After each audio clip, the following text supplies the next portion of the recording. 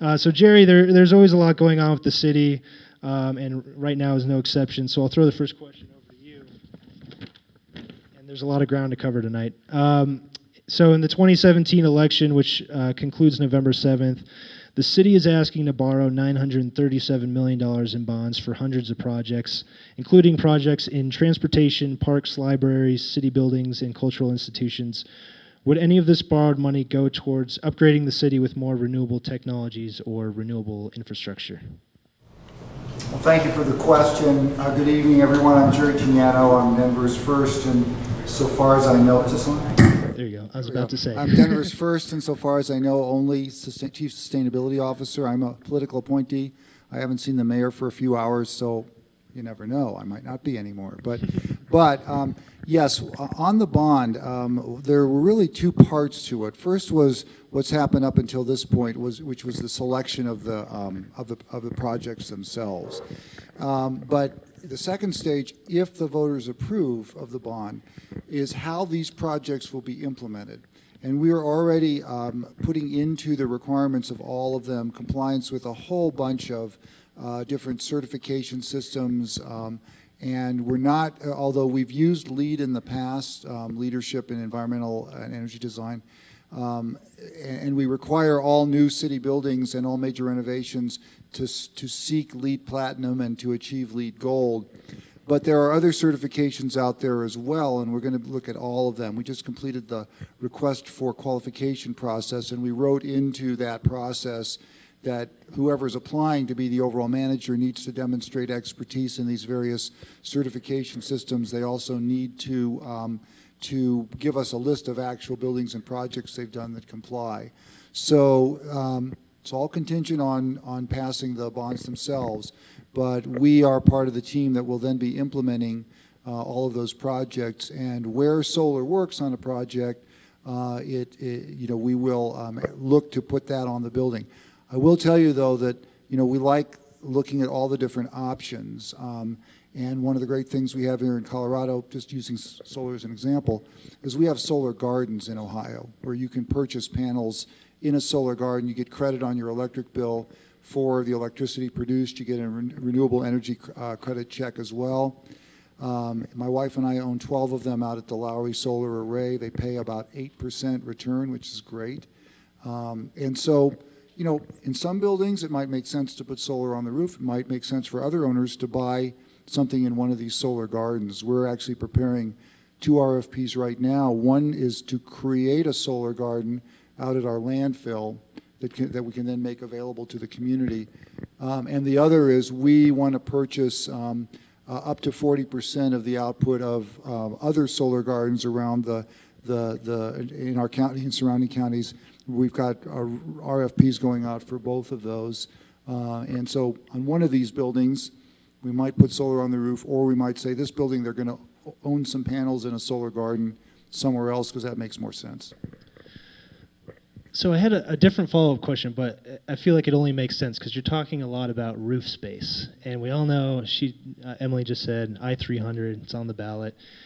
Now, Denver doesn't support the ballot initiative. That doesn't mean you guys don't support having green roofs, but that being said, why do you think this initiative is not right now, or as the mayor said, it goes too far too fast? Why do you think citizens shouldn't vote for I-300 right now? Well, I have to be careful about how I answer because even though I'm on my own time right now, I am a city official, and so I want to be clear.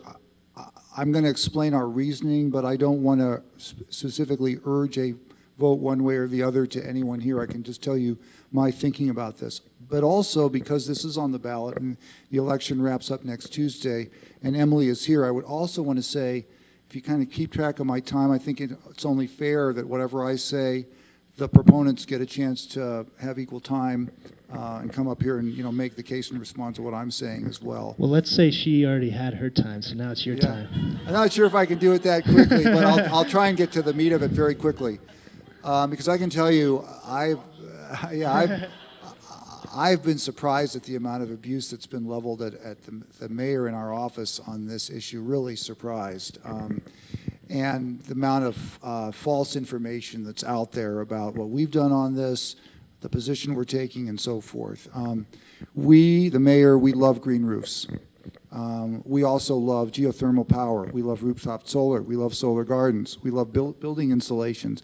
We love green infrastructure on the ground and not just up on the roof.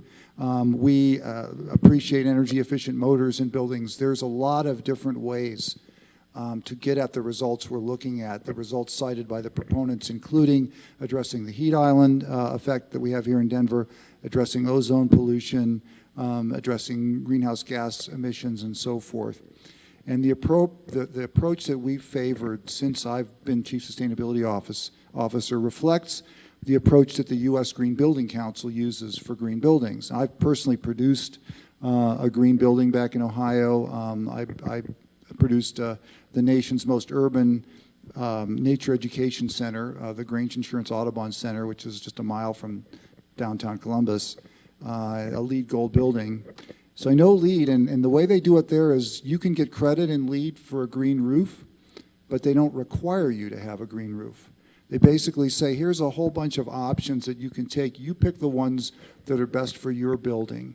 And so that's the approach that we like to use. We like to focus on the objective we're trying to do in terms of energy, greenhouse gas emissions, or whatever, and state and basically leave it up to the building owner to choose the mix that they want that's going to work the best for them. Last year, as some of you may know, we passed an ordinance at the end of the year requiring commercial building owners of essentially the same size that are the subject of this ordinance, that they would have to start benchmarking or measuring their energy usage every month and reporting it to the public.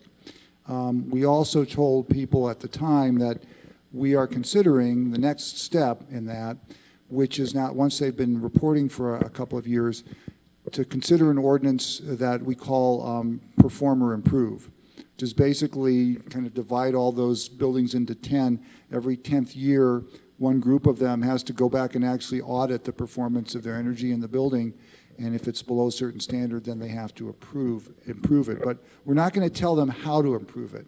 We're not going to say you have to use a green roof, or you have to use solar, or you have to use ground level green infrastructure, or whatever. Our preference is to set a standard and let the individual owner deal with it. My concern, one of the concerns we had about this ordinance is, if it passes, those owners are going to come back to us and says, you know, you've already mandated what we have to do. So we may get more opposition to something like that than if they were still free to choose. One more question, Jerry, and then I'm going to let you off the hook on this. But so couldn't you say, because from what I've read, and I'm no expert on this, but they say 30% and up needs to be, you have to have some sort of green roof or solar panel green roof installation. Couldn't the city say, that's your freedom, 30% and up, you do whatever you want with the green roof space? It can be 70% if you want. You can have succulents up there. You can have prairie grass up there.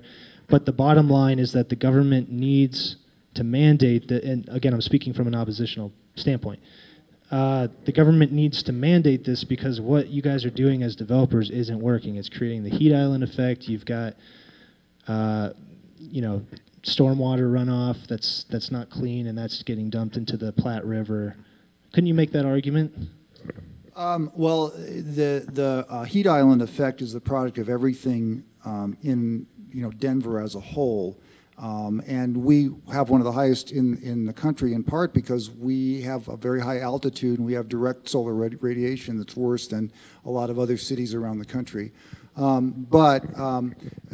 the percentage of the problem of the heat island effect that would be covered by these roofs is minuscule as a percentage of the total land area in Denver County. But it would have some effect, but there's a lot of other steps that they could take as well. They could take that same vegetation and put it somewhere on the ground. They could break up a parking lot, and plant that over to more green and use a incentive system for their tenants so they wouldn't have so much parking area, because parking area contributes to this as well. So what I'm saying is, would it help?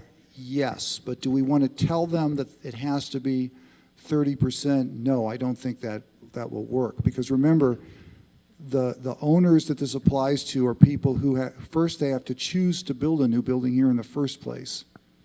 And we will have this requirement, none of the surrounding cities will.